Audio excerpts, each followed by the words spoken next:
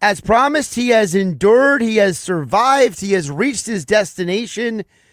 The one and only Justin Figueroa. I got to say, your nickname might be Just in Time, but I think for today, your nickname should be You Survived the Weather, right? I survived the weather, the traffic, some sparring rounds. I'm here. That's all I know. I got here. Absolutely. Thank God. Exactly. Thank God. I was telling people before you came on that, like, there was one point on my drive into work today. Like, so there's an area in, like, Upper Township where, like, it always floods, right? Like, without fail. No matter how much rain. And, like, literally the person in front of me, like, slammed on their brakes.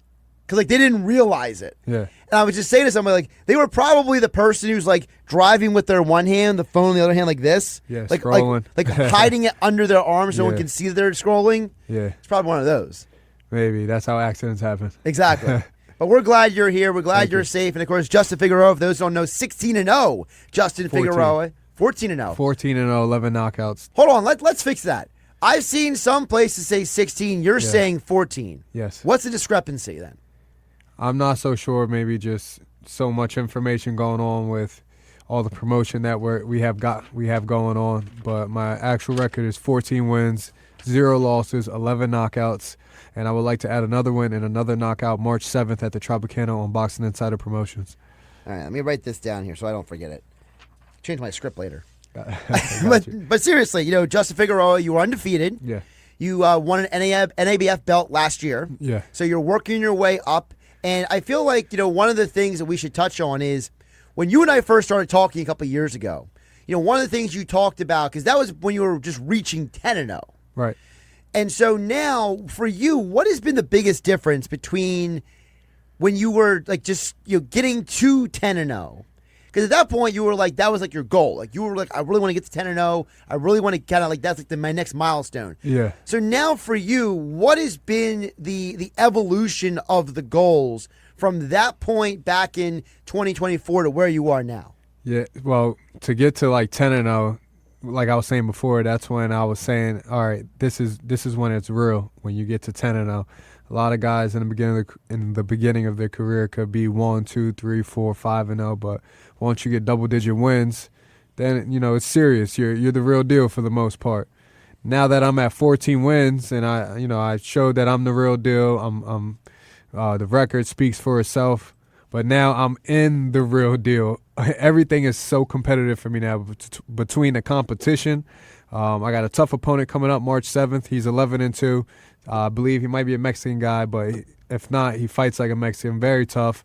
But even my sparring, all the way down to my sparring, I'm sparring former world champions. I'm sparring with champions. I'm sparring with guys who are 14, 15-0, just like me. I'm sparring with guys who've had 300 amateur fights. So I'm in the midst of the realest it can be right now. On my way knocking to the world-class level. Talk about that for a moment. Justin Figueroa joining us here on the Sports Bash here on 97.3 ESPN. You just mentioned the fact of who you're sparring with. Yeah. Touch on for a minute to explain to people the relevance of that for someone in your position. Yeah, so for me, it's like sparring, you have to level up your sparring to see what you really need to work on, where your weaknesses are, get different looks, different styles, because as you climb up the ladder, there's really no pick and choosing as you get to the top stage. You got to fight who's there. You got to fight the best when you get up there. And that's my goal. I want to become one of those top guys, and I want to fight those top guys and put on top performances and top shows for people who love boxing and who tune into boxing. I want to be one of those guys, that people look up to in the boxing game. But let's talk about the sparring. For example, today I go to Philly. I travel up to Philly for some sparring today, and I'm moving around with a couple 140-pounders. I'm a 154-pounder. So these guys are smaller than me, right? Smaller, faster.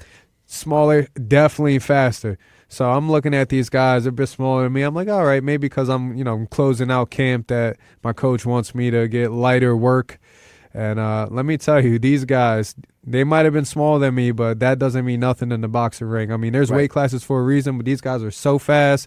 They were touching me up. My nose was bleeding. I went through hell today. And then comes to find out, the one kid I was sparring was the #1 amateur in the world, and he's also. Is that all? Yeah, I'm like, oh well, great. That's nice to know. After getting tagged up, I just didn't get tagged up by any 140-pounder. Lucky for me, he was #1 amateur fighter in the world, and then he's 9-0 as a pro. So it's good to get different work, and even though I'm not, how can I say, even though I'm not getting the best of all my sparrings, I'm still learning and getting through and growing through all of it. And this, to be honest, this is probably my most uncomfortable camp because of all the competition in sparring and me working with a new and world-class coach. Everything is new right now. I'm driving up to Cherry Hill for training every day. So that everything is new for me. I put myself in an uncomfortable position, and I'm getting comfortable at being in an uncomfortable position. But I feel that it's going to pay off on fight night, March 7th at the Tropicana. You got it March 7th, Tropicana Showroom in Atlantic City. Of course, you can reach out to Justin directly for tickets on sale. You can give him a follow on Instagram and other social media platforms. Just look up Justin Figueroa or Justin Time Figueroa. Both of them will actually land you on him in the search results. I've learned that, actually. Because I'm one of those people that, like, I don't know about you, Justin, but, like, if I'm looking for something, I just learned yesterday there's actually a place to go through, like, your search history. Okay, yeah. I didn't know that. So I was the buffoon who was sitting there being like, let me actually search this person again so I can find them and, like, look at something or tag them as something. But yeah, if you literally search either Justin Figueroa or Justin Time Figueroa, they both will show up on Instagram. People can hit you up for tickets. Again, March 7th, Tropicana Showroom in Atlantic City. Back to what you're saying about to be not comfortable.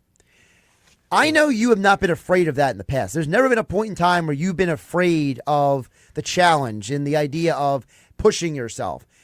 For you, now that we're at this point in your career, explain to the audience why the discomfort is important. I'm just going to start off with, because if it was easy, everybody would be doing it. If it was that easy, everybody in the boxing game will be world-class fighters. But let's be honest, boxing, and I'm not knocking any other sport because every sport is tough and hard in their own right. But for me, and many others can say and agree, boxing is the #1 hardest and loneliest sport in the world. And there's no other way to reach the top other than being uncomfortable, having your days where you get your ass kicked and you're eating dirt, and you literally have to scrape through the mud just to get to where you need to go. There's no easy way out. Shout out to Rocky IV, one of my favorite songs. There's no easy way out. It's true. No easy way out, and if you're looking for it, you might as well find something else to do. So, like I was talking about today with the sparring, I got out the ring. Yeah, did I feel a little bad for myself? Of course, that's normal. But I had to talk with myself, look myself in the mirror, looked in my eyes, and I said, "Look, man, this is what you asked for. This is a part of the game. Every day is not going to be sunshine and rainbows. But guess what? Before the sunshine and rainbows, it rains, and then after it rains, then you get the sunshine and rainbows. So." Take it for what it is today, and that's exactly what I did. And I'm still looking forward to my fight day, March 7th. I know it's all going to come together and click when the lights come on. It's also the part where it's, I've always heard, different coaches and fighters talk about, if you train for the worst in camp, right, it makes fight day a lot easier. Not that your opponent is necessarily easy, but for you, it's like less stress, right? It's less of a, like, oh, here it is the moment. It's like, no, I prepared for this. Correct. I believe they say, let's hope for the worst. Hope for the best and prepare for the worst. Expect for the worst. Hope for the best, prepare for the worst, expect the unexpected. There you go. And that's exactly what I've been doing. Like I've been talking about through sparring, through training. I basically pretty much seen everything that I'm going to need to see on fight night. So I could see myself being in the Matrix on March 7th. That maybe when this guy comes out, it's going to be looking slow motion for me because of the work that I've been putting in behind the scenes and the competition that I've been fighting against. If someone doesn't know what sparring is guys who are fighting and boxing, but it's not being scored. It's just technically for practice, but they are actually, most of the time, actually really fighting. Right, and like for example, one of the things that I know that when I've covered different fight camps in the past is the fact that, like, for example, if you know that your rounds are going to be 2-minute rounds, there's many times in sparring sessions they make it 3-minute rounds, for example. Yeah. And so, like, now you're forcing both guys to work even harder each round So they do little things like that during camp. Like you mentioned, getting somebody who's smaller, someone who's bigger, someone who's different weight classes. So now we're kind of like, almost like stretching your like mental fighting muscle. Yes. We're exactly. We call it the boxing IQ. And that's what I'm doing now. I'm sharpening my IQ because it's the only way.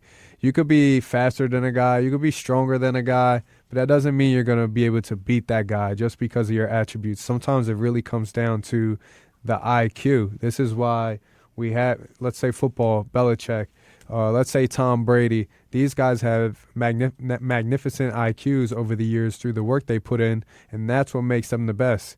Not because they could throw the farthest or throw the hardest or the fastest, but their IQs through, going through trials and tribulations and studying their game 24/7. Couple more for Justin Figueroa here on 97.3 ESPN. Josh Hennig hanging out with you in a Happy Hour Friday edition of the Sports Bash. When you think about also the other side of the coin for you is the fact that, and one of the things that impresses me is you've got a lot of community support in the last couple of years. There's a lot of local people, a lot of local businesses that have really like legitimately stepped up. What does it say to you that for someone like yourself? I saw the video of you and your dad sparring when you were still in high school. But thinking about like when you were at Holy Spirit High School, when you were like begrudgingly doing those sessions with your dad back then to where you are now, like what does it say to you that like the community has really stepped up the way they have had to support you in your journey? Yeah, sometimes I can't sometimes I don't even have words to say. I can't even believe it, the amount of support that I have been getting each fight, and not only myself, but other local fighters around here. We've been getting a lot of love, and it's awesome. It's a beautiful thing that we could come together as a community and, cheer on for each other and hope for the best for each other and help each other out, because that's what it's all about. And I look forward to seeing that more often. And the reason I love playing other sports like football, wrestling, even though wrestling is still one-on-one, but it's still a team sport. But I love the team aspect of pushing others up, supporting others, and wanting the best for others, not only yourself. So even though I'm the only one getting in the ring, I do feel that when I get in the ring in Atlantic City, especially my upcoming fight March 7th, it's not only me, it's everyone in that stadium here in Atlantic City, everyone who supports Atlantic City boxing here, the local guy. My opponent is going to feel the wrath of everyone, the support from everyone. And I believe that's why I'm 14-0 with 11 knockouts, looking for my 15th win and my 12th knockout. And that's where I kind of wanted to let you, before I let you go, which is the idea that you mentioned about all the local support, right? The fact that it's not just you who's on the card. You got other local fighters as well. I talked with Leah Lewandowski, John Leonardo, Josh Popper's obviously going to come back again. Jose Sanchez III. You got a lot of local people as well. So it's almost like, it's not just one guy. It's almost like it's almost like a rising boat raising all tides, right? It's the idea that's like you all are kind of like lifting each other up all at the same time as part of a communal effort. Yeah, it's really cool. And I can actually say that boxing is back in Atlantic City. Atlantic City is a fighting city. Boxing is back. And who's doing it the biggest here is Larry Goldberg from Boxing Insider Promotions. He is doing it the biggest. He's making it seem like boxing. He's giving other promoters ideas and other promoters dreams that they could come here in Atlantic City and make it happen. But they're not Larry Goldberg. They're not putting in the work. They're not putting in the marketing, and they're not putting on the local talent that needs to be put on the stage like Larry Goldberg. Larry Goldberg is doing a phenomenal job, and what's the word I'm looking for?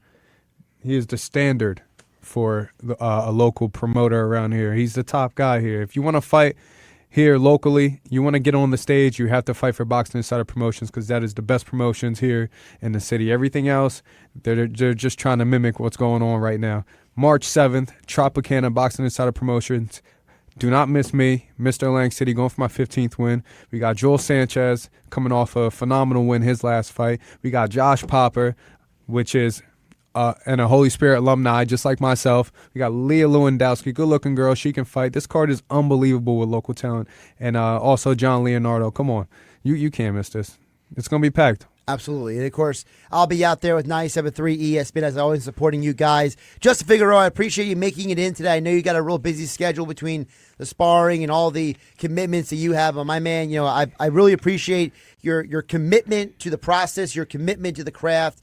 People don't realize they don't follow you on social media. Like, this man even goes on vacation, and he's still putting in the running and the work and all that stuff. So, and by the way, since you and I last talked, congratulations on the engagement. Thank you very much, Josh. I told you off the air, but I figured Yes. I'd throw it on the air as well. And I think a big part of your success as well, the fact that you have a woman in your life who is supporting you as well. Correct. You're not just a solo actor over here. No, like I was already saying, nobody can make it as a solo man, as an island. The support has to be there for you to reach your most fullest potential. You have to have support. And that's the bottom line. So I thank everyone who's been coming out to every fight, everyone who's been cheering for me, my fiance, even Josh Hennig having me on the show promoting the fight. I appreciate all the support, and it's phenomenal. And can I drop something here? Do it. All right. So if you're looking for physical tickets for this upcoming fight, I will be at the AC Breaks store at the Ventnor Plaza tomorrow. If you want to pick up physical tickets, I'll be there from 3 p.m. to 5 p.m. If you want to chit-chat with me, talk a little boxing, talk a little life, I'll be there selling physical tickets.